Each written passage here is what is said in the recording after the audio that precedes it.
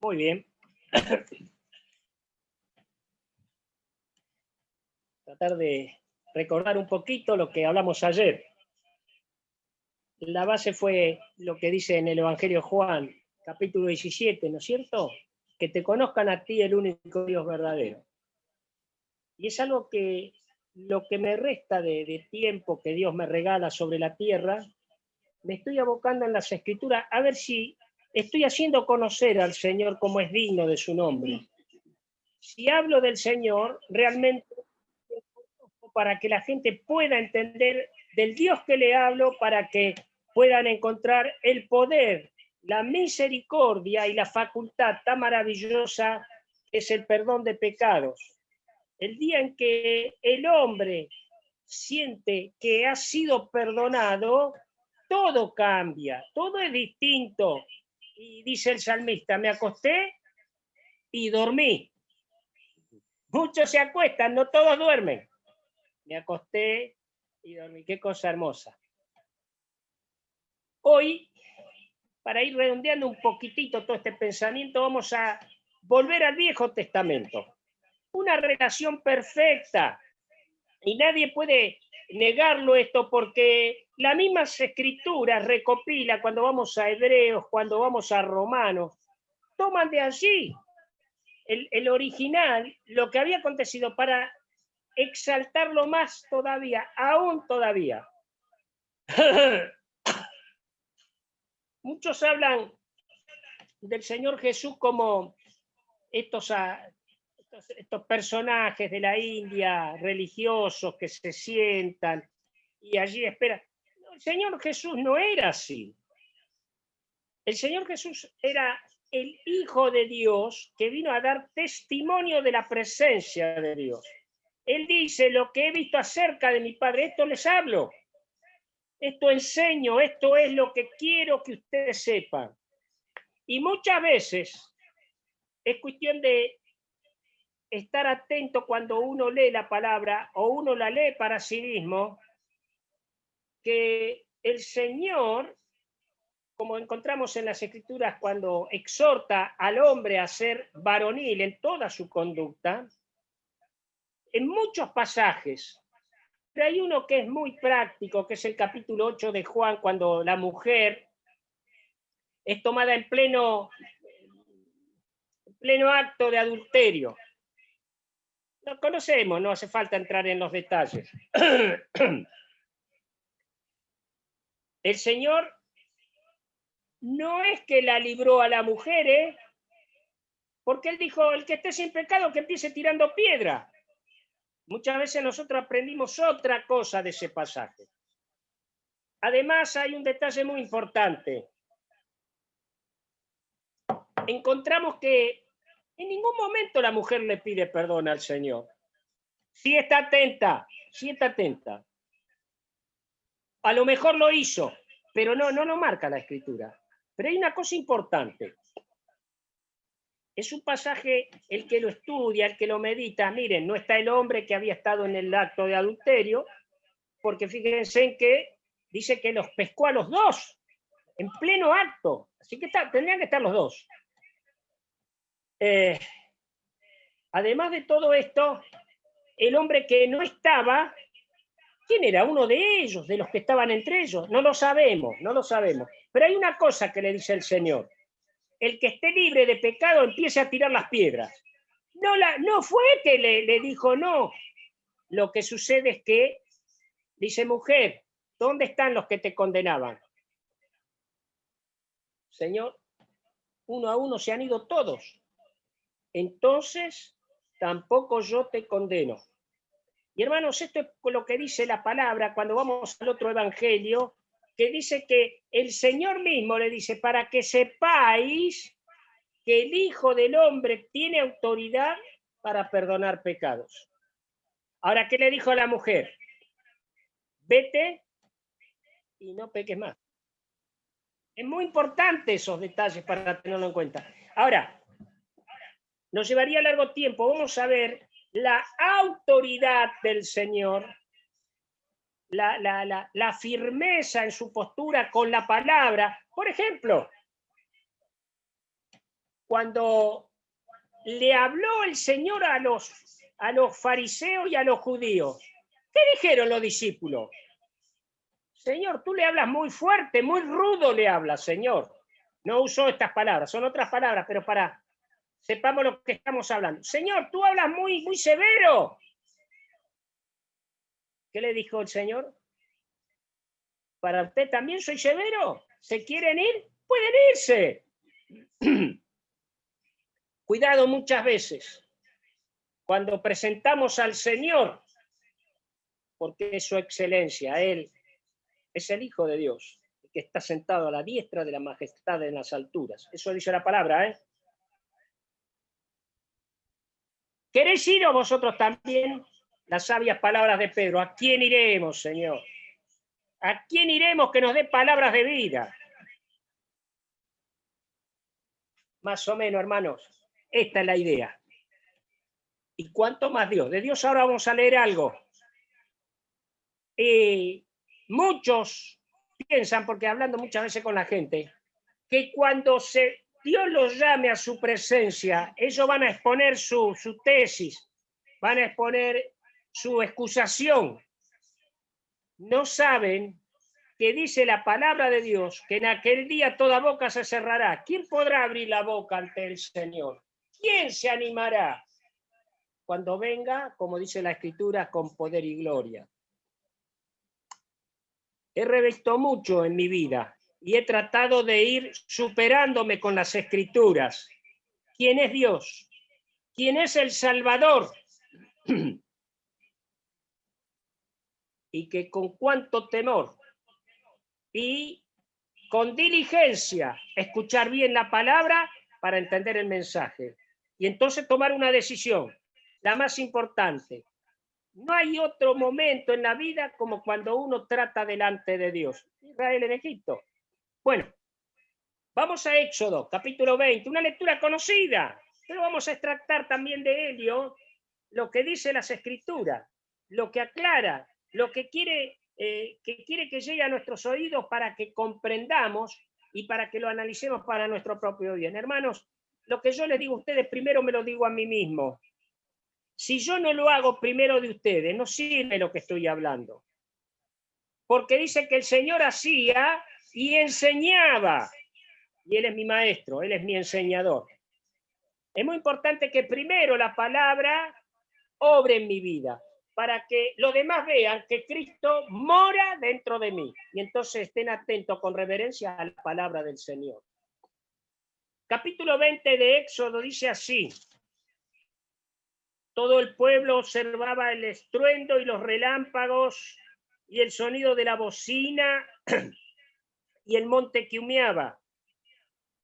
Y viéndolo el pueblo, temblaron y se pusieron de lejos. Y dijeron a Moisés: habla tú con nosotros y nosotros oiremos. Pero no hable Dios con nosotros para que no muramos. Y Moisés respondió al pueblo: no temáis, porque para probaros vino Dios, y para que su temor esté delante de vosotros, para que no pequéis. Es importante esta palabra tan discutida. Pero miren qué clarito. El temor de Dios. Cuando yo muchas veces he dado este ejemplo, yo no pondría los dedos en un enchufe. ¿Saben por qué? Porque sé los resultados. Una criatura a lo mejor lo hace ignorando e inocentemente.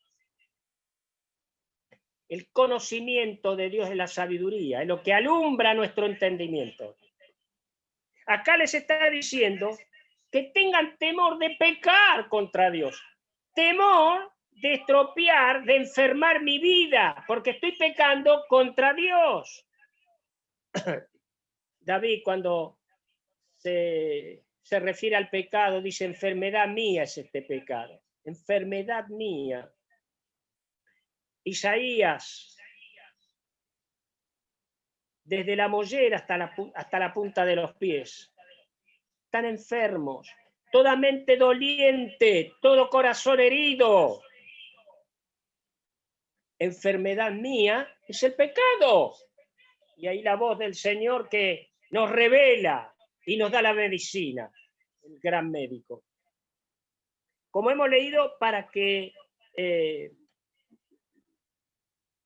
no pequéis. Versículo 21. Entonces el pueblo estuvo a lo lejos y Moisés se acercó a la oscuridad en la cual estaba Dios. Y Jehová dijo a Moisés: así dirás a los hijos de Israel: vosotros habéis visto que he hablado desde el cielo con vosotros. No os hagáis conmigo dioses de plata ni dioses de oro os haréis. Altar de tierra haréis para mí y sacrificaréis sobre él tus holocaustos y tus ofrendas de paz, tus ovejas, tus vacas. En todo lugar donde yo hiciere que esté la memoria de mi nombre, vendré a ti y te bendeciré. Acá viene un contraste de lo que acabamos de dejar atrás. Que conozcan a Dios para que infunda en ellos, crea en ellos un estado saludable, un temor. Pero ahora, en la presencia del Señor, reverente y temerosamente, nos dice Él, porque no quiere Dios que nosotros nos espantemos de su presencia. Claro que no, si por eso nos llama, pero no de cualquier manera, hermanos. Por eso recuerdo 60, 70 años atrás, aquellos hombres que hasta para nombrar al Señor lo hacían con temor. Buscaban la manera más reverente de expresarlo. Por eso dice el apóstol que nadie llama al Señor Señor si no es por el Espíritu Santo. Porque es Señor y Dios lo ha hecho Señor. Pero ahora Dios dice, sí, así pueden ahora acercarse. ¿Y para qué nos acercamos a Dios? ¿Cuál es nuestro interés de estar cerca de Dios? El que le dijo a Israel, por ejemplo, para que ande yo en medio de ustedes. Acá dice, vendré y te bendeciré. Esa es la diferencia. Cuando el temor y la reverencia, que diría el apóstol Pablo, se enseñorea de nosotros, nos dispone para estar en la presencia de Dios. Recuerdo un amadísimo hermano, a lo mejor algunos de ustedes lo han llegado a conocer, de acá de Buenos Aires, don Luis Castro. Solía mucho visitarlo porque aprendía mucho de aquel hombre. Íbamos y no había conversación, solamente leíamos la palabra y estudiábamos la palabra. Y la primera vez que voy, habíamos comenzado charlando, tomamos algo fresco y dice, bueno, Luchito, ¿nos vamos a dedicar a lo nuestro? Sí. Se fue, tardó como 15 minutos y por allí se aparece don Luis. ¿Cómo se creen que vino? Cambiado, hermano, como si hubiera ido a la reunión. Era lo que él pensaba que debía hacer delante del Señor. Eso me lo acuerdo siempre. Y eso y otras cosas. Con el hijo tenemos muchos diálogos. Don Luis, digo, ¿dónde vamos? No, ¿dónde vamos? ¿Vamos a la reunión? Pero digo, no vamos a estar acá. Por supuesto, ¿y qué? ¿Esta no es una reunión? Don Luis Castro, cuántas cosas aprendimos de él. Para muchos era un hermano muy exigente. Para otros, era del pasado, no, ni valía la... mirá quién habla. Si lo hubieran escuchado muchos, que le han sucedido cosas. Pero don Luis llegó hasta el final, hermanos. ¿Se acuerdan lo que les dije anoche? Mejor es el final del negocio que el principio. Y muchos de acá de las zonas, cuando necesitábamos ver las escrituras, consultábamos y nos quitaba cualquier duda que pudiera haber. Y claramente, y qué respeto. Otro hombre también muy similar que tuvimos acá en la zona fue don Nicolás Paratore. Un hermano que llegaba a la manso, pero despertaba ese respeto porque era el siervo de Dios, era el que nos iba a hablar la palabra de Dios. Hemos sido muy bendecidos acá en la zona, hermanos, porque hemos conocido hombres íntegros. Solía visitar la casa de un ancianito. Ay, cuando íbamos a esa casa, hermano, no conocíamos la santidad, pero la respirábamos en esa casa. No nos atrevíamos ni a hablar. Un matrimonio. Y ellos conocieron al Señor en la desgracia de la pérdida de una hija. Conocieron al Señor y cuando se convirtieron al Señor. Yo visité en Italia a los familiares y me preguntaban ellos, ¿por qué habían ido al Evangelio? Y nos dio un poco de lugar también a explicarles a ellos.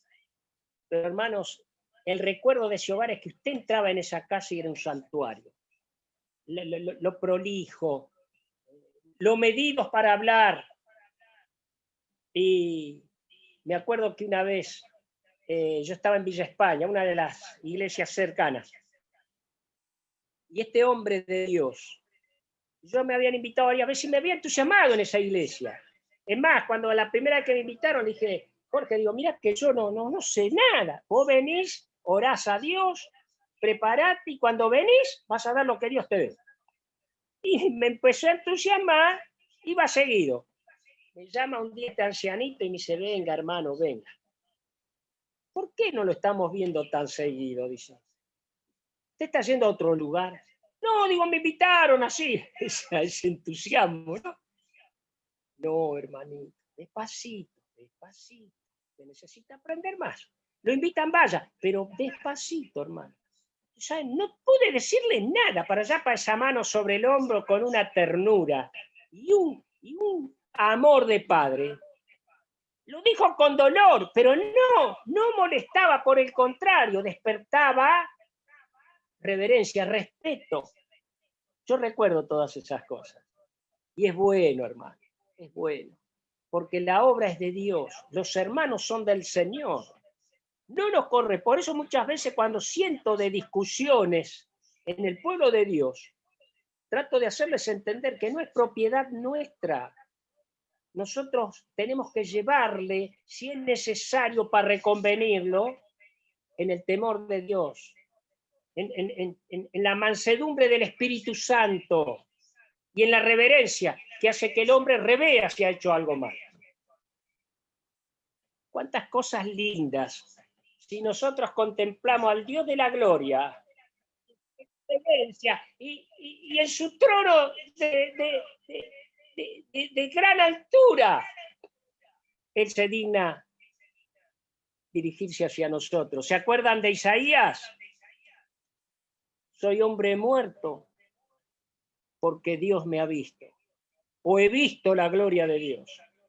Estoy muerto, pero era Dios que había buscado a Isaías.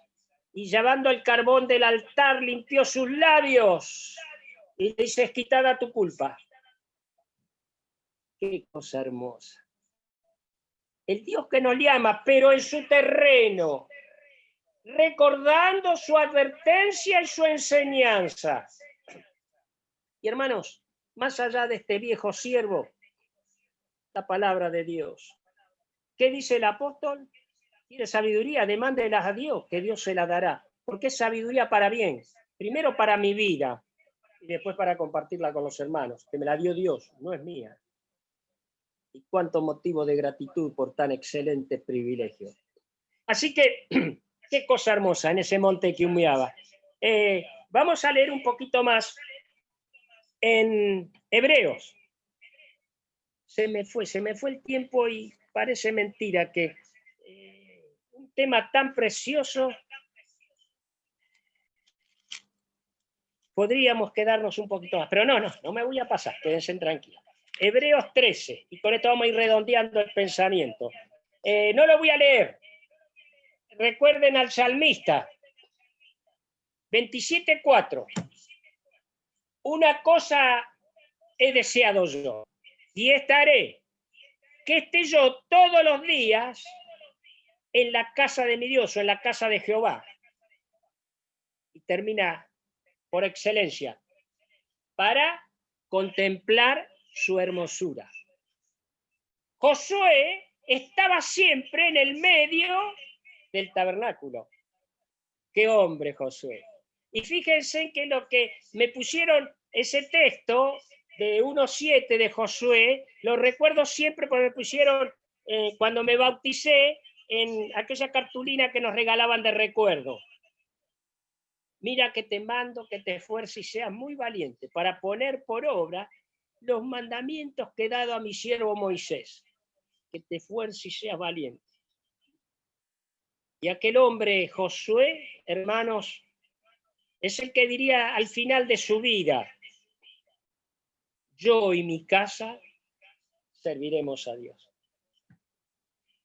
Vivía siempre cerca de los sacerdotes, en la presencia del lugar santo. Escuchaba las directivas de su maestro Moisés y veía, porque él acompañaba a Moisés. Esto me ha servido mucho. Algunos hermanos que me han tenido paciencia me llevaban muchas veces con ellos.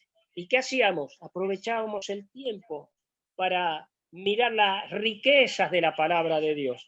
Josué era un hombre que se ejercitó en la práctica junto al siervo de Dios. Me hace acordar un poco a David cuando Dios escoge a David después de Saúl. No es exactamente igual, porque cuando Dios le dice a Moisés que ya su tiempo ha concluido, que lo prepare a Josué, porque va a ocupar su lugar. Dios sabía. Y cuando Dios ve a Saúl, que había concluido por lo que había sucedido, porque había pecado, por lo que había acontecido, Isaí, el que menos se imaginó que su hijo menor, aquel pequeño que llevaba la comida a sus hermanos en la batalla, que cuidaba las ovejas,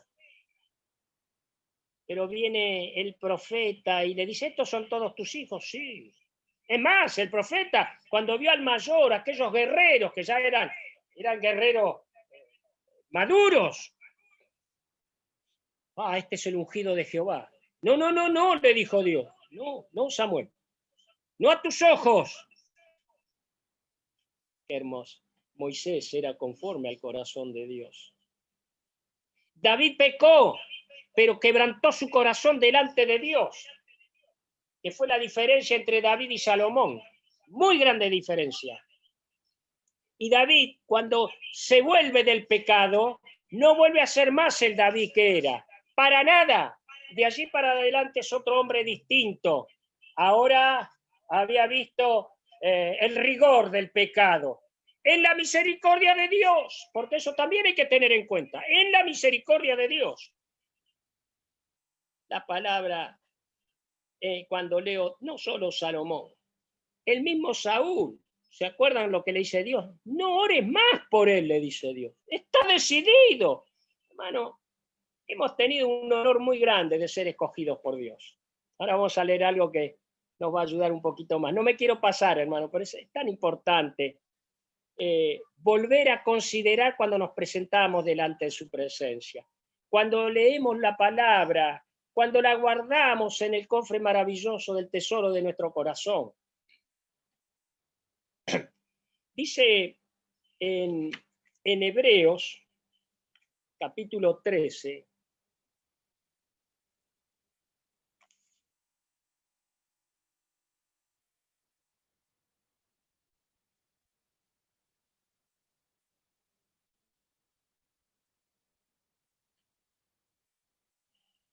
primero 12 y 14. Vamos a tener una lectura para ir redondeando el pensamiento.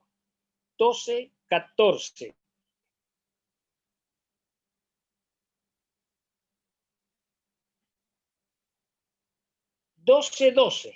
Por lo cual, levantad las manos caídas y las rodillas paralizadas, y haced senda derecha para vuestros pies, para que lo cojo no se salga del camino, sino sea sanado.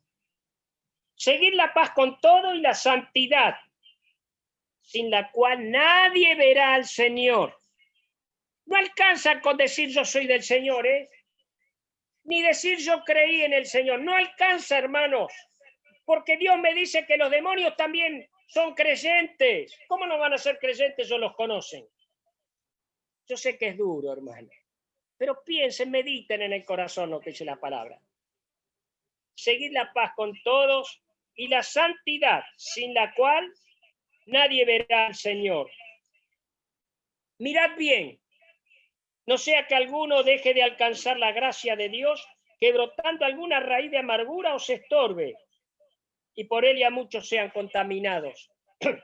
No sea que haya algún fornicario o profano como Esaú, que por una sola comida vendió su primogenitura, porque ya sabéis que aún después, deseando heredar la bendición, fue desechado y no hubo oportunidad para el arrepentimiento, aunque lo procuró con lágrimas. Porque no os habéis acercado al monte que se podía palpar y que ardía en fuego, a la oscuridad, a las tinieblas y a la tempestad, al sonido de la trompeta, a la voz del que hablaba, la cual los que la oyeron rogaron que no se les hablase más, porque no podían soportar lo que se les ordenaba. Que aún una bestia tocar el monte sería apedreado pasada con dardo. Y tan terrible era lo que se veía, que Moisés dijo, estoy espantado y temblando. Y tengo una porción del Nuevo Testamento que es muy similar. Aquella vez cuando se acercaron al monte es cuando se acercaron a la cruz de Cristo. Es un pasaje que iremos viendo en otra oportunidad, muy amplio, muy rico. Dice que a la hora sexta, creo que dice, se hizo tinieblas. Pero también hubo tormentas. Ahora, es un contraste grande porque era la hora más clara del día. Se hicieron tinieblas. Y hubo tormentas. Y hubo terremotos. Y la gente huyó despavorida. Era el juicio de Dios que ponía sobre la persona del Señor Jesucristo. Porque Él es fuego consumidor. Por eso no faltó nunca el fuego en la entrada del tabernáculo, en la entrada del templo, en el desierto cuando los acompañó, porque les hablaba desde allí y los guardaba y los instruía y los enseñaba para que aprendan a vivir la libertad de Dios. Si el Hijo os libertare, seréis verdaderamente libres. Y hermanos, termino. Versículo 25. Mirad que no desechéis al que habla, porque si no escaparon aquellos que desecharon al que los amonestaba en la tierra, mucho menos nosotros, si desechamos al que amonesta desde los cielos. La voz del cual conmovió entonces la tierra, pero ahora ha prometido diciendo, aún una vez, y no conmoveré solamente la tierra, sino también el cielo. Y esta frase, aún una vez, indica la remoción de las cosas móviles como cosas hechas para que queden las inconmovibles. Así que, recibiendo nosotros un reino inconmovible, tengamos gratitud y mediante ella sirvamos a Dios, agradándole con temor y reverencia, porque nuestro Dios es fuego consumidor.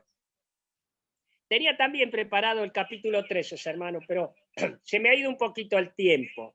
Y no faltará oportunidad si hay deseo en los corazones de ustedes de escuchar un poco más. Pero miren que estamos leyendo el Nuevo Testamento, hermano, ¿eh? No es que no hemos quedado en el Viejo Testamento. Mediten en la palabra, consideren la palabra, porque tenemos tiempo y el Señor nos ha guardado. Por eso, miren cómo termina el capítulo 13. Lean ustedes después el capítulo 13 que está muy anexado, ¿no es cierto? Dice, capítulo 13, versículo 20. Y el Dios de paz, que resucitó de los muertos a nuestro Señor Jesucristo, el gran pastor de las ovejas, por la sangre del pacto eterno, os haga apto en toda obra buena, para que hagáis su voluntad, haciendo Él en vosotros lo que es agradable delante de Él, por Jesucristo, al cual sea gloria por los siglos de los siglos. Amén. Y el versículo 22. Os ruego, hermanos, que soportéis la palabra de exhortación, os he escrito brevemente. Os ruego, hermanos, qué amor la del apóstol. Hermanos, es la palabra de Dios, nos está diciendo. Es para nuestro bien. Y una última, que está muy ligado, versículo en Filipenses. Y con esto termino, hermanos.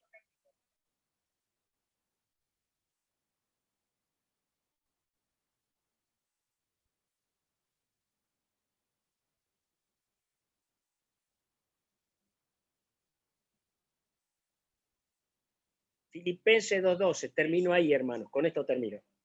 Por tanto, amados míos, como siempre habéis obedecido, no solamente en mi presencia solamente, sino mucho más ahora en mi ausencia. Ocupaos en vuestra salvación con temor y temblor, porque Dios es el que en vosotros produce así el querer como el hacer por su buena voluntad. Hermano, muchos creen que la salvación está y vivo como quiero, porque la salvación es de Dios. Eso hemos leído, hermano. Por eso parece que fuera dura, pero bendito sea el Señor, que oímos la voz de Pedro. No hay otro Señor, porque la verdad y la sabiduría provienen de ti. Nadie nos habla como tú. Así que, qué hermoso que termina lo que hemos leído, porque Dios es el que en vosotros produce así el querer como el hacer por su buena voluntad. Ocupémonos, hermano, de esta vida maravillosa que Él nos ha dado. Aun cuando estemos en un lecho de enfermedad, nada escapa de su presencia. Ni un pelo de nuestras cabezas se cae, dice la Biblia, sin que Él lo sepa. Que Dios nos bendiga, hermano, y nos ayude cada día, primeramente a mí, al más débil de todos, y a cada uno de los hijos de Dios que desean agradarle en espíritu y en verdad.